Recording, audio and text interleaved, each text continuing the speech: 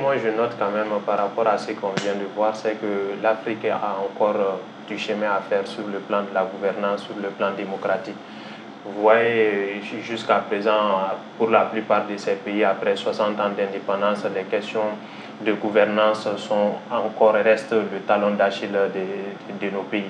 Alors donc aujourd'hui, il est plus que nécessaire, à mon avis, de réformer nos démocraties, de les adapter à nos réalités et pour pouvoir également faire face à certains défis, notamment sur le plan sécuritaire. L'une de ces clés, on l'a dit, c'est une synergie d'action. Aujourd'hui, que les instances, que ce soit au niveau des sous-régions, que ce soit au niveau même de l'Afrique, à travers l'Union africaine, que les pays se mettent réellement ensemble pour faire face à ces défis communs-là, qui restent quand même des problèmes pour nos populations dans les différents pays.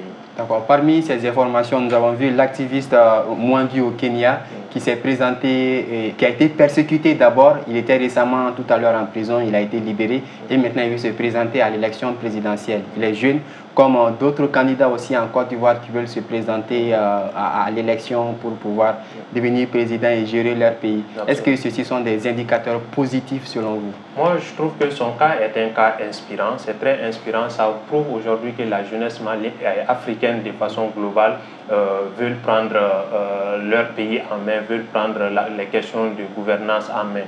Alors c'est à encourager, c'est à saluer, parce qu'aujourd'hui, il faut vraiment une alternance dans nos pays-là. Qui dit démocratie dit forcément alternance. Aujourd'hui, voir des chefs d'État qui ont passé plus de 30 ans, voire 40 ans à la tête de leur pays, aujourd'hui, c'est une mauvaise image pour le continent.